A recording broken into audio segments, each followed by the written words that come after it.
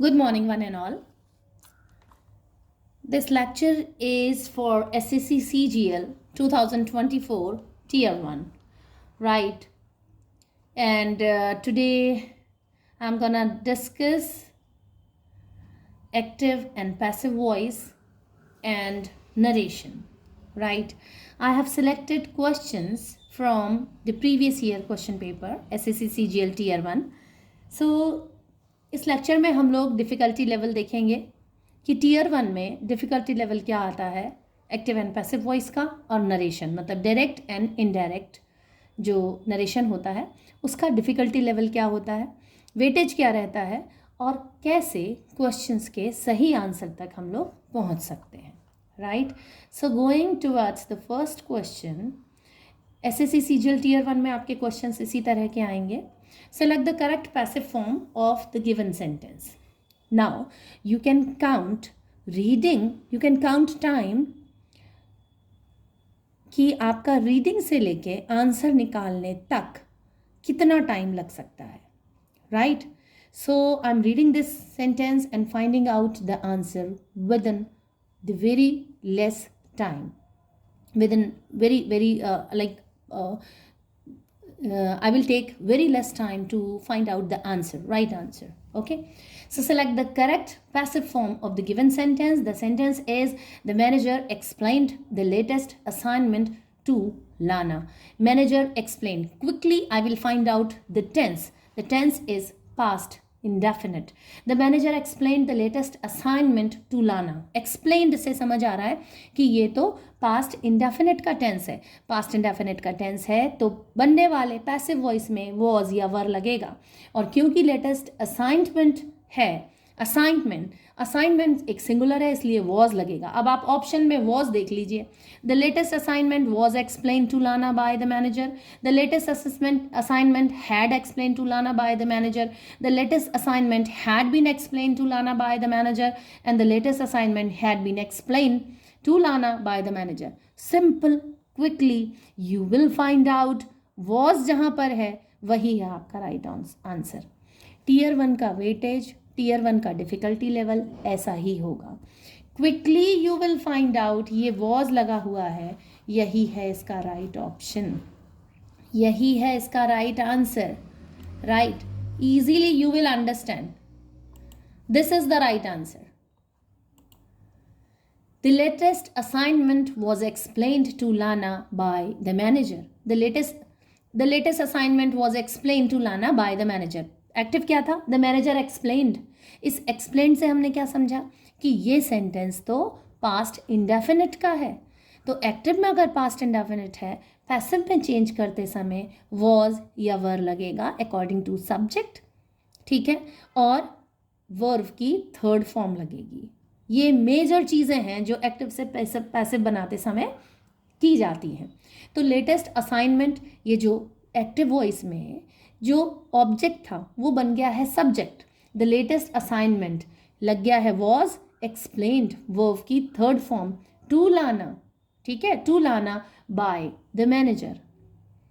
So simply आप समझ जाओगे कि फर्स्ट वाला ऑप्शन सही है बिकॉज सेकेंड ऑप्शन में हमें यहाँ पर हैड दिखाई देता है, हैड एक्सप्लेन्ड, जो कि सही नहीं है. सेकंड में हमें हैड बीन एक्सप्लेन्ड दिखाई देता है जो सही नहीं है. और थर्ड में हमें हैड बीन एक्सप्लेन, यहाँ पर तो वर्ब की थर्ड फॉर्म भी नहीं आई, तो ये तो बिल्कुल ही गलत है, सभी तीनों ही गलत है. राइट आंसर आपका होगा the latest assignment was explained to Lana by the manager. कितनी जल्दी, तुरंत हमें समझ में आ गया, काफ़ी कम समय में हमें समझ में आ गया कि सही आंसर क्या होगा. Now go to the second question. Select the option that express the given sentence in passive voice. ऐसे ही क्वेश्चन आएंगे आपके पास में, सेंटेंस दिया होगा. So the sentence is robin rolled the marble through a small plastic pipe. Again rolled, robin rolled, क्या समझ आया? ये है पास्ट इंडेफिनिट का सेंटेंस. तो कौन सी हेल्पिंग वर्ब लगेगी, वॉज या वर? यहाँ पर ऑब्जेक्ट देख लीजिए, rolled the marble. The marble जो है वो एक सिंगुलर नाउन है, सिंगुलर है, यही अब सब्जेक्ट बन जाएगा तो लगेगा वॉज. तो आपने दो चीज़ें तुरंत समझ ली. पहला क्या समझा कि ये जो सेंटेंस है एक्टिव वॉइस ये है पास्ट इंडेफिनिट का. रॉबिन रोल्ड, रोल्ड है, ठीक है ना। रॉबिन रोल्ड, तो Robin rolled. I ate 2 chapati, I drank much water, I kicked a ball, she bought a new car, they jumped high. ये सब जो वर्ब की सेकंड फॉर्म आती है सिंपली, वो पास्ट इंडेफिनिट का होता है सेंटेंस। और अगर पास्ट इंडेफिनिट में नेगेटिव बनाते हैं, इसी सेंटेंस का नेगेटिव हो जाता, Robin did not roll the marble through a small plastic pipe, तो क्या बनता, the marble was not rolled by Robin through a small plastic pipe. Question बन जाता ये, did Robin roll the marble through a small plastic pipe, क्या बनता, was the marble rolled by Robin through a small plastic pipe। कैसा भी question आ जाए, past indefinite का है तो पैसिव बनते समय was या वर ये ही हेल्पिंग वर्ब लगेंगी यहाँ। तो चाहे नेगेटिव में आ जाए, चाहे इंटेरोगेटिव में आ जाए, चाहे इंटेरोगेटिव सेंटेंस में क्वेश्चन वर्ड के साथ आ जाए, या तो हेल्पिंग वर्ब से बनते हैं इंटेरोगेटिव, या फिर क्वेश्चन वर्ड जैसे why, where, how, question word से इंटेरोगेटिव बनते हैं। कैसा भी सेंटेंस आ जाए, you could easily find out within some seconds you can easily find out कि क्या इसका सही आंसर होगा। अब फटाफट देख लीजिए, वॉज लगेगा पहला option, the marble was, first option आपका आ रहा है, the marble was rolled by robin, you should just look over there, the marble was rolled by Robin in a small plastic pipe, was rolled, ठीक है, by Robin, यही है सही answer. a small plastic pipe was rolled, pipe की तो बात ही नहीं हो रही, मार्बल रोल हुआ है ना। यहाँ आपको कंफ्यूजन हो सकता है, क्योंकि देखिए अगर हेल्पिंग वर्ब से देखेंगे तो यहाँ पर भी was rolled आ रहा है और यहाँ पर भी was rolled आ रहा है, तो आप हो जाएंगे इन दोनों सेंटेंस में कंफ्यूज। तो क्या करना है, सेंटेंस क्या है, सेंटेंस है रॉबिन, यहीं ख़त्म कर दीजिए आपका जो सेंटेंस है आप यहीं पर ख़त्म कर दीजिए, यही है आपका sentence, through a small plastic pipe देखना ही नहीं है। तो रॉबिन रोल्ड द मार्बल, तो क्या आएगा, the marble was rolled, the marble यही इसका ऑब्जेक्ट है जो कि अब सब्जेक्ट बन जाएगा, द मार्बल रोल्ड, ये आपका ऐसे आंसर आएगा, the marble rolled by Robin in a small plastic pipe. यहाँ दोनों में आप कंफ्यूज हो सकते हैं, small plastic pipe was rolled नहीं है, गलत आंसर है, the marble was rolled through a small plastic pipe was robin. ये जो सेकंड क्वेश्चन है एसएससी सीजीएल का, एक्टिव एंड पैसिव वॉइस का, यहाँ उसने आपको ग्रामर में कंफ्यूज नहीं किया, यहाँ उसने आपको सेंटेंस के मीनिंग में कंफ्यूज किया है। तो कंफ्यूजन का लेवल देखिए आप, पहला ऑप्शन क्या है, the marble was rolled by Robin in a small plastic pipe, जो मार्बल है वो रोल किया गया रॉबिन के द्वारा एक स्मॉल प्लास्टिक पाइप में। सेकंड जो ऑप्शन है उसका मीनिंग है small plastic pipe was rolled, एक छोटा प्लास्टिक पाइप रोल किया गया थ्रू अ मार्बल, एक मार्बल के अंदर, बाय रॉबिन, जो कि गलत है, इसका मीनिंग गलत है। थर्ड है द मार्बल वॉज रोल्ड, यहाँ हर किसी में तीनों ऑप्शन में वॉज रोल्ड है, the marble was rolled through a small plastic pipe by Robin. Third option भी देखिए, the marble was rolled through a small plastic pipe by Robin in a wait in नहीं आएगा, through आएगा, I am so sorry, ये इसका answer नहीं है, I am so sorry, ये इसका राइट आंसर नहीं है, क्योंकि थ्रू आएगा, इन नहीं आएगा, राइट, यहाँ पर इन नहीं आएगा। The marble was rolled by Robin in a small plastic pipe इसलिए नहीं आएगा क्योंकि through a small plastic pipe है, ये थर्ड ऑप्शन सही निकलेगा इसका। यहाँ बहुत आसानी से कंफ्यूज हो सकते हैं क्योंकि थ्रू और इन में ही फर्क है। The marble was rolled through a small plastic pipe by Robin, through, क्योंकि एक्टिव वॉइस में भी हमारे पास में थ्रू ही लिखा हुआ है। क्या सेंटेंस है, robin rolled a marble through a small plastic pipe, through a small, in a small plastic pipe नहीं है, ये इन अ स्मॉल प्लास्टिक पाइप, ये जो सेंटेंस है ये एक गलत सेंटेंस है, इसलिए इसका ये आंसर नहीं आएगा, इन अ स्मॉल प्लास्टिक पाइप है, आंसर क्या आएगा? The marble was rolled through a small plastic pipe. Fourth option में देखिए the marble through a small plastic pipe बिल्कुल गलत है। यहां पर एक चीज आप देखिए, समझिए, वॉज रोल्ड फर्स्ट ऑप्शन में, वॉज रोल्ड सेकेंड ऑप्शन में, वॉज रोल्ड थर्ड ऑप्शन में और वॉज रोल्ड फोर्थ ऑप्शन में। ग्रामर से नहीं पूछ रहा वो क्वेश्चन, वो सेंटेंस का मीनिंग पूछ रहा है आपसे। सेंटेंस का मीनिंग आपको समझ आया है नहीं आया है वो पूछ रहा है आपसे। वो सब यहाँ डिफिकल्टी लेवल ये नहीं है कि अच्छा ठीक है आपने ये समझ लिया कि पास्ट इंडेफिनिट का सेंटेंस है, अब तो वॉज या वर ही लगेगा, सब में वॉज लगा हुआ है। अब राइट ऑप्शन ढूंढिए। अब राइट ऑप्शन आपको मिलेगा इस सेंटेंस के मीनिंग को समझने से। और मीनिंग में भी एक दो ऑप्शन में उसने आपको काफ़ी ज़्यादा कंफ्यूज किया है, through a small plastic pipe और in a small plastic pipe.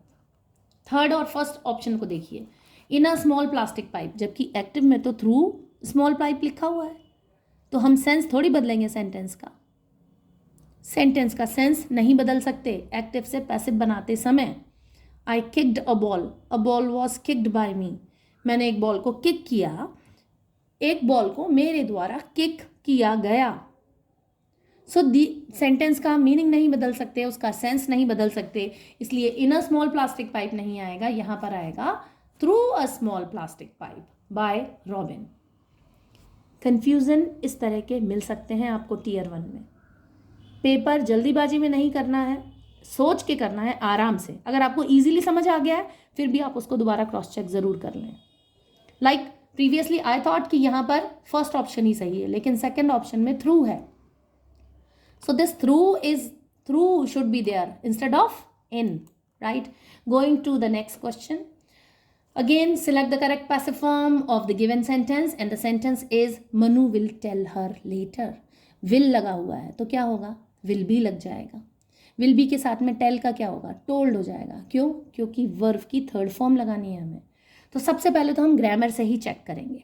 देखिए will सब में will be फर्स्ट ऑप्शन में, सेकेंड थर्ड ऑप्शन में और फोर्थ ऑप्शन में विल बी लगा हुआ है, तो ठीक है एक को एलिमिनेट कर दीजिए क्योंकि विल बी है ही नहीं सेकेंड ऑप्शन में, तो इस ऑप्शन को हम कर दिए एलिमिनेट, राइट? ये आपका हो गया एलिमिनेट। ओके, अब फर्स्ट में देखिए विल बी टेल एलिमिनेट कर दीजिए क्योंकि यहाँ पर भी क्या हो रहा है, यहाँ पर भी जो है वो टोल्ड नहीं है, टेल है।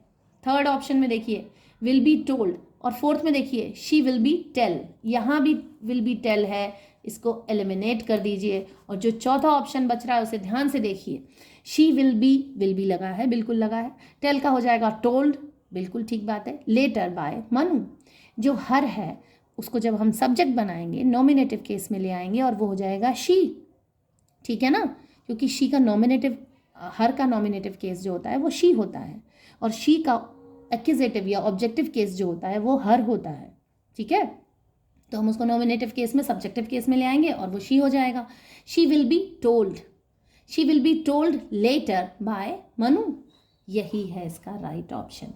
ये पूरी तरह ग्रामर का क्वेश्चन पूछा उसने, 101% उसने आपसे ग्रामर का क्वेश्चन पूछा है, राइट? और यही इसका राइट आंसर है।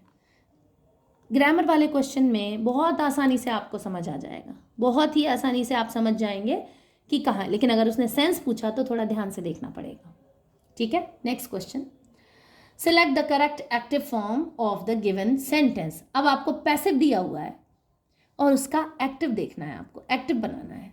तो जब हम वन प्लेस से सेकेंड प्लेस पे, अनदर प्लेस पे जा सकते हैं, तो अनदर प्लेस से अपने प्रीवियस डेस्टिनेशन पे भी आ सकते हैं। एक्टिव से पैसिव बना सकते हैं तो पैसिव से एक्टिव भी बना सकते हैं। हम लोगों ने ग्रामर से ही देखा था कि एक्टिव से पैसिव कैसे बनेगा। अब आप इस हैज़ को देखिए और इस बिन को देखिए, दो चीज़ें हमारे पास में, हैज़ और बिन। अब हैज़ और बिन देखते ही हमें समझ में आ गया कि ये जो सेंटेंस है वो तो है प्रेजेंट परफेक्ट का।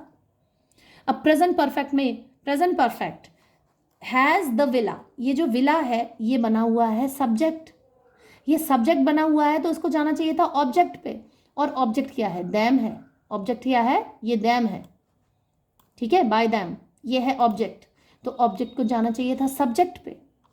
अब दैम क्योंकि प्लूरल है और क्योंकि ये सेंटेंस प्रेजेंट परफेक्ट का है, देम प्लूरल है इसलिए लगेगा हैव। और क्योंकि ये सेंटेंस सिंपल सेंटेंस नहीं है, ये सेंटेंस इंटरोगेटिव सेंटेंस है, तो हैव लगेगा सबसे पहले। इंटरोगेटिव सेंटेंस है ना, ये इंटरोगेटिव सेंटेंस है क्योंकि हैज से ही शुरू हुआ है, तो ऐसे ही हैज की जगह अब हैव से शुरू होगा और हैव के बाद में आएगा दे। तो ढूंढिए हैव के बाद में दे कहाँ लिखा हुआ है। देखिए डिड दे ऑक्यूपाइड, डिड के बाद में दे नहीं आएगा। इतना सब हमने प्रैक्टिस कर ली, इतना ब्रेन स्टॉर्मिंग कर ली, अब हमें समझ आ गया कि भैया डिड के बाद में तो देम नहीं आएगा, तो इसको कर दीजिए आप eliminate. Had they occupied, had तो आ ही नहीं सकता, प्रेजेंट परफेक्ट का सेंटेंस है, हैड कहाँ से आएगा। हैव दे इसको छोड़ दीजिए क्योंकि हैव है। डू दे बिल्कुल नहीं आ सकता क्योंकि प्रेजेंट परफेक्ट का सेंटेंस है। अब बचा क्या, एक ही बचा है, अब उसको चेक कर लेते हैं। हैव, ठीक है, क्योंकि दैम लिखा है तो दैम दैम एक ऑब्जेक्टिव फॉर्म है, इसको नॉमिनेटिव केस में लाने के लिए क्या हो जाएगा, वो दे हो जाएगा। तो हैव दे ऑक्यूपाइड। अब यहाँ पर आप बोलेंगे V3 तो एक्टिव में भी, V3 पैसिव में भी लगाए तो एक्टिव में भी क्या V3 लगेगा। एक्टिव का प्रेजेंट परफेक्ट का टेंस है, तो प्रेजेंट परफेक्ट हो चाहे पास्ट परफेक्ट हो चाहे फ्यूचर परफेक्ट हो, वर्ब की तो थर्ड फॉर्म ही लगती है। परफेक्ट दिखाने के लिए वर्ब की थर्ड फॉर्म होती है मैं खाना खा चुका हूँ, मैं अपना प्रोजेक्ट बना चुका हूँ, मैं अपना प्रोजेक्ट बना चुका होऊंगा, मैं अपना प्रोजेक्ट बना चुका था। सो परफेक्ट दिखाने के लिए वर्ब की थर्ड फॉर्म तो आएगी एक्टिव में, यहाँ पर आई हुई है have they occupied the villa.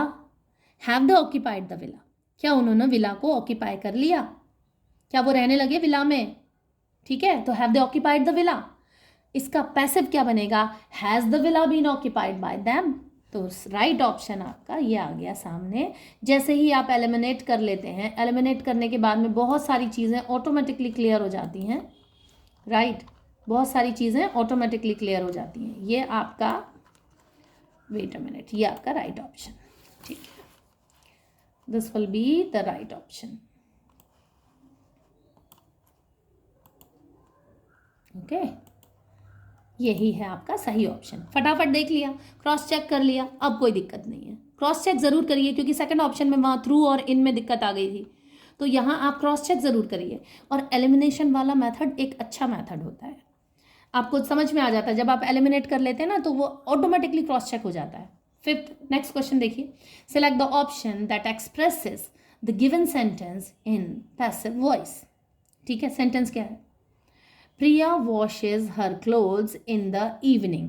Priya washes, Priya एक सिंगुलर सब्जेक्ट है, उसके साथ वॉशेज लगा हुआ है, वॉश्ड नहीं लिखा, वॉशेज है। इसका क्या मतलब निकला, इसका मतलब है कि ये जो सेंटेंस है वो किस में है, कौन से टेंस में है, वो है प्रेजेंट इंडेफिनिट में।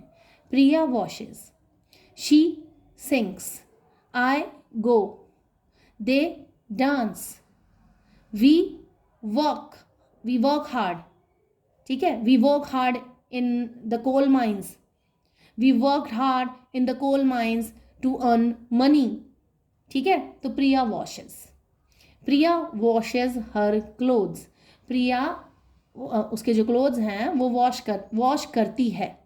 इन द इवनिंग, इवनिंग में प्रिया अपने क्लोथ्स वॉश करती है, ठीक है। तो टेंस बना अपना प्रेजेंट इंडेफिनिट। अब प्रेजेंट इंडेफिनिट देखते ही आप समझ लीजिए, देखते ही समझ आ जाएगा कि जहाँ इज या आर आएगा, अब क्या आएगा वो भी देख लीजिए। हर क्लोथ्स, क्लोथ्स एक प्लूरल ऑब्जेक्ट है, जब वो सब्जेक्ट पे आएगा तो वो प्लूरल ही रहेगा ना, प्लूरल रहेगा तो वहाँ पर आएगा आर। अब देखिए फर्स्ट ऑप्शन में was washed, first option eliminate कर दीजिए, गलत है ये आंसर, बिल्कुल आराम से आप एलिमिनेट कर दीजिए, this answer is wrong answer. The clothes is नहीं, इज कैसे आएगा, क्लोथ्स एक प्लूरल नाउन है, एक प्लूरल सब्जेक्ट है, इज नहीं आएगा। द क्लोथ्स वर क्यों आएगा, प्रेजेंट इंडेफिनिट का सेंटेंस है तो पास्ट में कैसे चला जाएगा। अब बचा सिर्फ एक ऑप्शन, क्या है, the clothes are washed by Priya in the evening. Clothes एक प्लूरल नाउन है, उसके साथ आर लग गया, वॉश्ड वर्ब की थर्ड फॉर्म आती है पैसिव में, by Priya in the evening, perfectly done.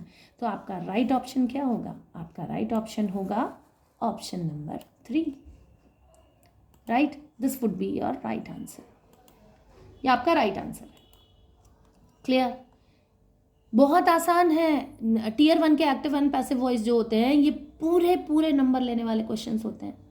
आप ग्रामर चेक करिए, 1-2 क्वेश्चंस ही आएंगे जिससे वो मीनिंग से डिफिकल्टी लेवल पूछेगा.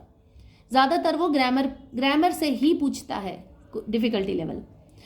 अगर मीनिंग से पूछ रहा है तो मीनिंग ध्यान से देखिए, वर्ड्स देखिए, वर्ड का मीनिंग समझिए, फिर आप पैसिव बनाइए. अच्छा, next question. Select the correct active form of the given sentence. वापस से एक पैसिव दिया हुआ है, उसका आपको एक्टिव बनाना है. तो पैसिव क्या है? ये एक्टिव भी पूछ सकता है, पैसिव भी पूछ सकता है, आपको बस समझ में आना चाहिए. ठीक है. The clothes will be delivered by the shop on Monday. एक चीज़ और, जितने भी एस्पिरेंट्स हैं SSC CGL के, वो एक बात याद रखें, खासतौर से एक्टिव पैसिव में सब्जेक्ट और ऑब्जेक्ट अगर आपने ढूंढ लिया ना तो बस उतने पे ही कॉन्सेंट्रेट कर लेना है. बाकी चीज़ें तो ऑटोमेटिकली वैसे ही एड ऑन होंगी. The clothes will be delivered, इसी पे कॉन्सेंट्रेट करना है.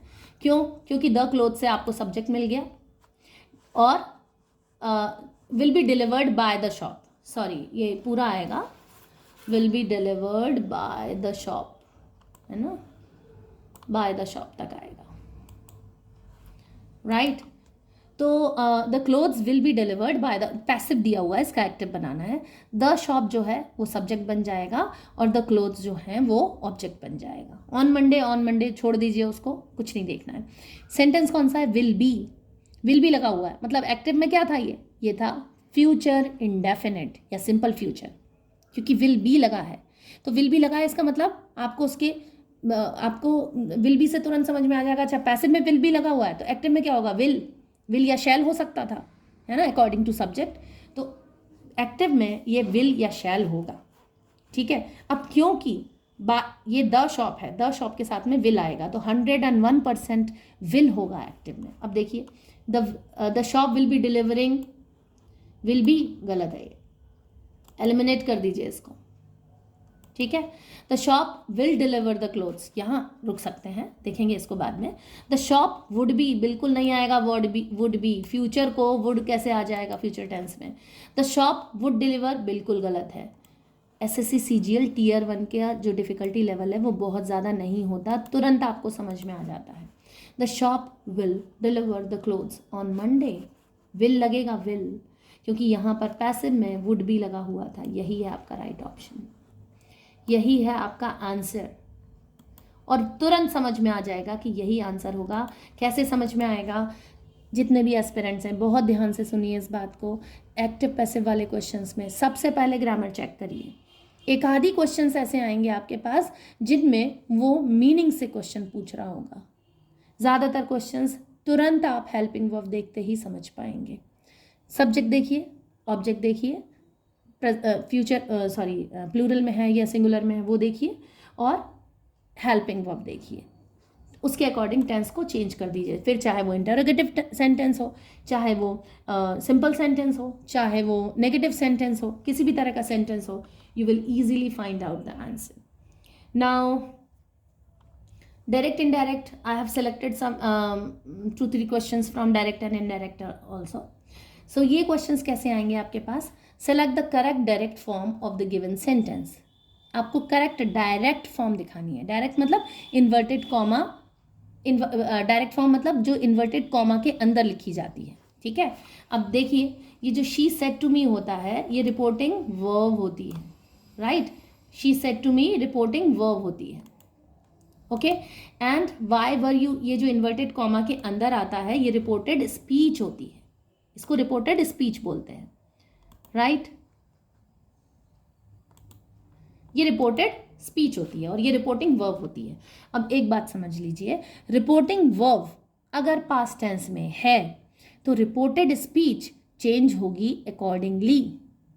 इसके रूल्स, इसका बहुत डिटेल्ड एक्सप्लेनेशन एक लेक्चर में पूरा दिया हुआ है, नरेशन में. आप एस्पेरेंस चैनल से जुड़ जाइए, राइट? सब्सक्राइब कर लीजिए और वीडियो को शेयर कीजिए और लाइक कीजिए सो दैट ज़्यादा से ज़्यादा लोगों तक ये पहुंच पाए और उनको ये एक्सप्लेनेशन समझ में आ पाए. जितना आप शेयर करेंगे, जितना आप लाइक करेंगे, तो that would be a motivation for me, for my channel, because जितना आप शेयर करते हैं, जितना आप लाइक करते हैं, जितना चैनल को सब्सक्राइब कर लेते हैं, ये एक मोटिवेशन होती है और ज़्यादा अच्छे से ज़्यादा मेहनत से वर्क करने का और एक मोटिवेशन मिलती है. सो प्लीज़ सब्सक्राइब कर लीजिए, राइट. और टेलीग्राम चैनल से जुड़ जाइए. ये पूरा का पूरा PDF आपको मिल जाएगा इसी पूरे एक्सप्लेनेशन के साथ. सो टेलीग्राम चैनल से जुड़ जाइए. इस वीडियो के डिस्क्रिप्शन बॉक्स में आपको टेलीग्राम चैनल का लिंक मिल जाएगा. एंड कमेंट सेक्शन में कमेंट कीजिए अगर आपका कुछ डिफ़िकल्टी है, कुछ पर्टिकुलर किसी ग्रामर के किसी टॉपिक में, तो आप कमेंट सेक्शन में कमेंट कर सकते हैं. कोई आपको इम्प्रूवमेंट का लगता है कि किसी इम्प्रूवमेंट की नीड है, तो आप कमेंट सेक्शन में कमेंट कर सकते हैं. If the lecture is good then also you can write down in comment section, right. So going to the question, she asks me, ये नरेशन का क्वेश्चन है. अब direct form, select the correct direct form. इस direct form को हमें देखना है. तो इस डायरेक्ट फॉर्म को समझने के लिए सबसे पहले हमें ये समझना पड़ेगा कि ये जो y लगा है, ये y क्यों है, राइट. ये जो y है ये क्यों है? ये y है एक जॉइनिंग वर्ड. और ये y क्यों है? ये इसलिए है क्योंकि जो रिपोर्टेड स्पीच है वो एक क्वेश्चन है. और क्वेश्चन किस तरह का है? वो हेल्पिंग वर्ब से स्टार्ट होने वाला क्वेश्चन नहीं है, वो एक क्वेश्चन वर्ड से स्टार्ट होने वाला क्वेश्चन है. और क्वेश्चन WHY से स्टार्ट हो रहा है, ठीक है. तो she asks me why I had been smoking that day. Why I had been smoking that day. ये जो हैड बीन है ये सीधे सीधे हैव बीन होना चाहिए था, ठीक है, हैव बीन. अब मतलब ये जो सेंटेंस है, हैड बीन लिखा हुआ है, I had been smoking that day, तो इसका डायरेक्ट फॉर्म क्या होगा? Why were you smoking that day. Were से हैड कैसे बनेगा भाई? वेट, वर से हैड बिल्कुल बनेगा. Why were you smoking that day. Second option जो है, she said to me why are you smoking that day. अगर हैड बीन लिखा हुआ है तो प्रेजेंट टेंस में कैसे आएगा? अगर रिपोर्टेड स्पीच प्रेजेंट टेंस में होती तो why are you smoking that day का सीधा सीधा चेंजेस ये आना चाहिए था. She asked me why I were smoking that day, right. Third जो ऑप्शन दिया हुआ है, वाई यू स्मोक टुडे, ये भी गलत ऑप्शन है इसका, क्योंकि पास्ट टेंस में पूछा गया है, ठीक है. Y were you smoking this day, ठीक है. देखिए टुडे नहीं आएगा, दैट डे का दिस डे ही आएगा. और राइट ऑप्शन जो होगा वो होगा option number 4, right. This would be the right option, option number 4. ये क्यों होगा आपका right option? I am explaining. देखिए जो नरेशन है उसमें बहुत सारी चीज़ें हमें देखनी चाहिए. एक्टिव पैसिव में अगर हमने सिंपल हेल्पिंग वर्ब देखा, ऑब्जेक्ट देखा, सब्जेक्ट देखा, तुरंत समझ आ गया. नरेशन में आपको बहुत सारी चीज़ें देखनी पड़ेंगी. पहली चीज़, रिपोर्टिंग वर्ब कौन से टेंस में है. अगर पास्ट टेंस में है तो चेंज होगी. चेंज होने के पूरे रूल्स हैं. आई हैव टोल्ड यू कि पूरा एक डिस्क्रिप्शन, पूरा एक एक्सप्लेनेशन है इसका नरेशन का. तो आप चैनल पे जाके नरेशन देख लीजिए, नरेशन वाला लेक्चर देख लीजिए. फिर भी अगर समझ नहीं आता है तो you can write down on the comment section. तो यहाँ पर शी सेज टू मी लिखा हुआ है. This she says to me, ये जो सेज टू मी लिखा हुआ है, sorry, right option, fourth option नहीं होगा. ये पूरा का पूरा फोर्थ ऑप्शन एलिमिनेट कर दीजिए, because she says to me गलत आंसर है. सेज नहीं आएगा. शी आस्क मी लिखा हुआ है, मतलब ये पास्ट में है, पूछा तो पास्ट में गया था. सेज टू तो बिल्कुल एलिमिनेट कर दीजिए. She said to me. अब वाई यू स्मोक टुडे, ये जो वाई यू स्मोक टुडे है ये है पूरी तरीके से वाई यू स्मोक टुडे, ये बनता है प्रेजेंट इंडेफिनेट का. तो प्रेजेंट इंडेफिनेट का अगर रिपोर्टेड स्पीच होता है तो वो पास्ट इंडेफिनेट में चेंज होता, लेकिन यहाँ पर हैड बीन में चेंज हुआ है, ठीक है. एलिमिनेट कर दीजिए क्योंकि पास्ट इंडेफिनेट नहीं है, ये एलिमिनेट कर दिया हमने, ठीक है.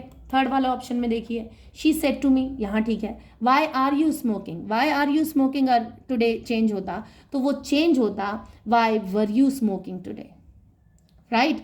Y were you smoking today. तो ये Y were you smoking today से चेंज होता। यहाँ पर तो हैड बिन लिखा हुआ है, ये एलिमिनेट कर दीजिए, ये रॉन्ग आंसर है। अब हमारे पास में बचता है सिर्फ एक ऑप्शन जिसको हमें अच्छी तरीके से समझ लेना है, ठीक है। तो इसको समझने के लिए पूरा एक्सप्लेन इसे करना पड़ेगा और then we can understand. I am explaining. Okay, she said to me why were you smoking today, smoking today, right. Today का दैट डे हो सकता है, दिस डे का दैट डे हो सकता है, राइट। सो दिस का दैट हो जाता है, ये आपको सबको बिल्कुल बहुत अच्छे से समझा हुआ ही बात है, जिसने भी नरेशन पढ़े हैं सबको पता है कि दिस का दैट हो जाता है। पर दिस डे और टुडे में यहाँ आप कंफ्यूज होके फोर्थ ऑप्शन नहीं लगा दीजिएगा, क्योंकि फोर्थ ऑप्शन में शी सेज टू मी लिखा हुआ है और वर यू स्मोकिंग लिखा हुआ, हाँ वर यू स्मोकिंग लिखा हुआ है, वर यू स्मोकिंग ही आएगा, क्योंकि पास्ट कंटिन्यूअस जब चेंज होगा, रिपोर्टेड स्पीच पास्ट कंटिन्यूअस में हो और वो आपके इनडायरेक्ट में जाएगी तो वो पास्ट परफेक्ट कंटिन्यूअस बन जाएगी, जो कि आपके सेंटेंस में दिया हुआ है। She asked me why I had been smoking that day, बिल्कुल ठीक बात है। तो फिर इन दोनों सेंटेंस में फ़र्क क्या है? फ़र्क सिर्फ इतना है, किसका? ये टुडे का और दिस डे का। दिस डे भी दैट डे हो जाएगा, टुडे भी दैट डे हो जाएगा, यहाँ कोई इशू नहीं है।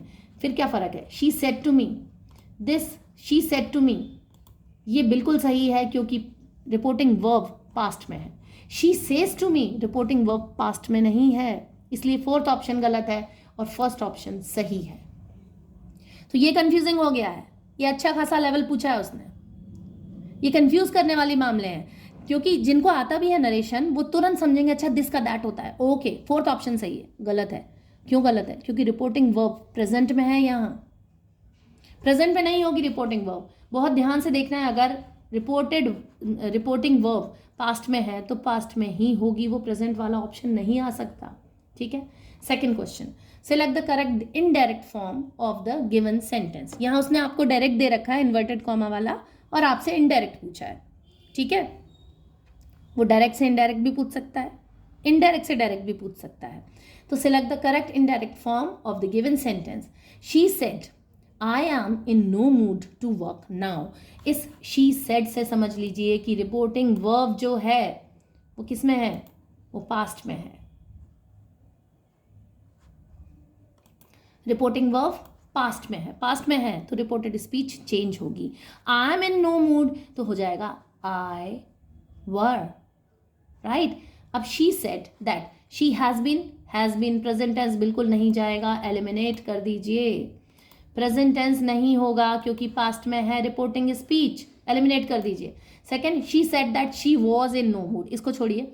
She said that she was in no mood, she said that she was in no mood, इसको भी छोड़िए।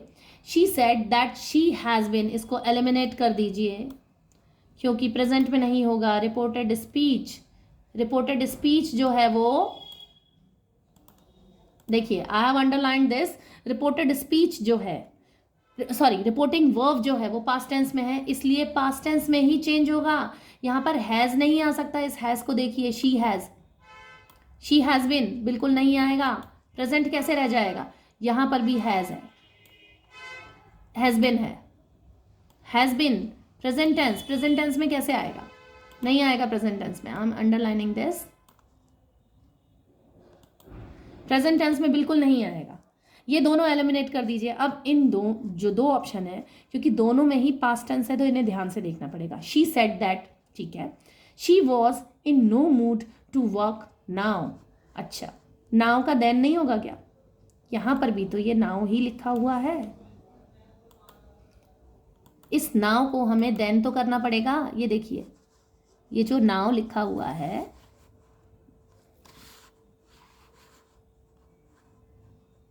लुक यू कैन सी, ये नाउ है किसमें? रिपोर्टेड स्पीच में नाउ है। तो रिपोर्टेड स्पीच जो डायरेक्ट है उसे इनडायरेक्ट बनाते समय नाउ का देन हो जाएगा। अब इन दोनों ऑप्शन में she said that she was in no mood, she said that she was in no mood to work now and then, सिर्फ नाउ और देन का ही फर्क है। कंफ्यूज किया गया है यहाँ पर आपको। राइट ऑप्शन जो होगा, सेकेंड ऑप्शन को एलिमिनेट कर दीजिए। Second option would be a wrong answer, क्योंकि वहाँ नाउ लिखा हुआ है तो नाउ नहीं होगा। Fourth option would be the correct option. Fourth option जो होगा वही आपका करेक्ट ऑप्शन है. राइट.